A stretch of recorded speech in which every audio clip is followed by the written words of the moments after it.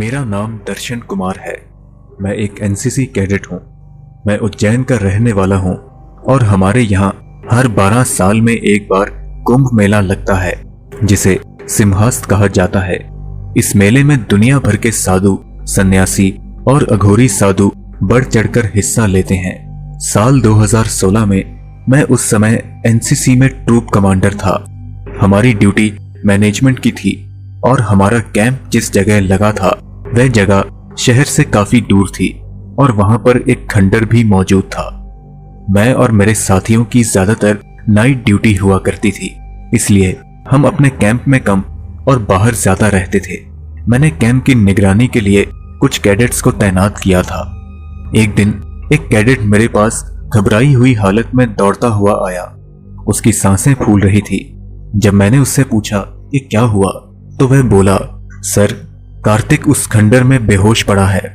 यह सुनकर मैं भी घबरा गया और उसके साथ जब उस खंडर में गया तो देखा कि कार्तिक वहां पर बेहोश पड़ा है और बेहोशी की हालत में कुछ बड़बड़ा रहा है। हम तुरंत उसे कैंप में ले गए और होश में आने के बाद उसने बोला कि सर, आपने जहां पर मेरी ड्यूटी लगाई थी वहां रात को अक्सर मुझे कुछ अजीब सा महसूस होता था। रात में जब भी मेरी नींद खुलती तो मेरे सामने एक काला साया आ जाता था और अगले ही पल वह गायब हो जाता था। लेकिन एक रात जब मैं उठा तो देखा कि मेरे सामने एक औरत खड़ी है। अंधेरे के कारण मैं उसका चेहरा देख नहीं पा रहा था। उसने कुछ बड़बड़ाना शुरू किया जैसे कि कुछ मंत्र पढ़ रही हो और उसी पल मुझे बहुत जोर से चक्कर आने लगे और मैं बेहोश हो गया। बेहोश होने से चंद लम्हे पहले मुझे ऐसा लगा कि जैसे कोई मुझे घसीट रहा है। उसके बाद क्या हुआ मुझे कुछ याद नहीं।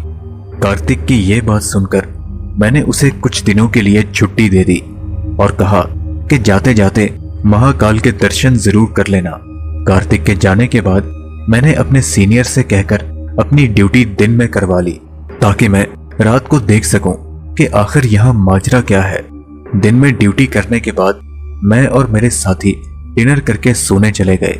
रात को करीब 2:30 बजे मुझे ऐसा लगा कि जैसे कोई मेरे कैंप के आसपास घूम रहा है।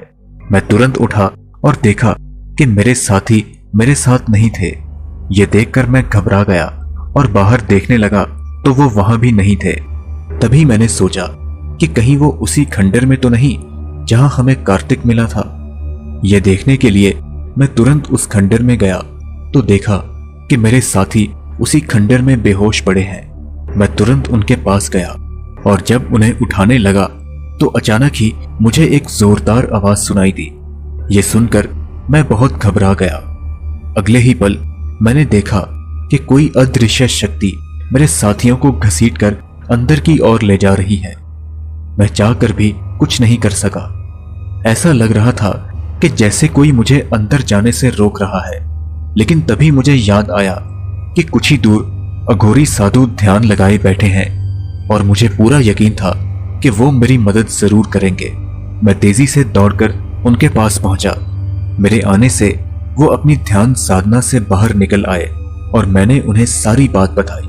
मेरी बात सुनकर उन्होंने अपने शिष्यों को तुरंत जगाया और वे सब के सब मेरे साथ चल पड़े। खंडर में पहुंचने के बाद साधु महाराज को किसी ने जोर से धक्का दिया। उन्होंने उस अदृश्य शक्ति से बात करनी शुरू की। इसके बाद उन्होंने मंत्रा पढ़ना शुरू कर दिया और अपने कमंडलू से पानी निकालकर एक तरफ फेंका और तभी एक चिल्लाने की आवाज आई। साधु महाराज ने मुझसे कहा कि जाओ, तुम्हारे साथी उसी कमरे में हैं, उन्हें इस पवित्र जल के छींटे मारो। मैं दौड़कर अंदर गया और उनके मुंह पर पवित्र जल छिड़क दिया और मेरे साथी सही सलामत होश में आ गए।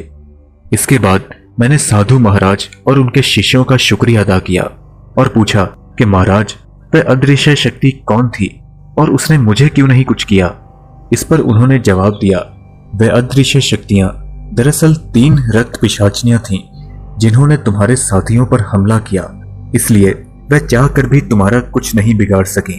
इतना कहकर वो वहां से चले गए और अगले दिन हम वापस अपनी ड्यूटी में लग गए। कुछ दिनों बाद कुंभ मेला भी खत्म हो गया, लेकिन आज भी जब मैं इस घटना को याद करता हूं तो मेरी रूह कांप उठती है। दोस्तों, मुझे पूरी उम्मीद है कि आपको ये कहानी जरूर पसंद आई होगी। अगर आप कुछ ऐसी ही कहानियां मेरे साथ साझा करना चाहते हैं तो मेरे इंस्टाग्राम अकाउंट पर या फिर नीचे डिस्क्रिप्शन में दिए गए ईमेल पर मुझे भेज सकते हैं।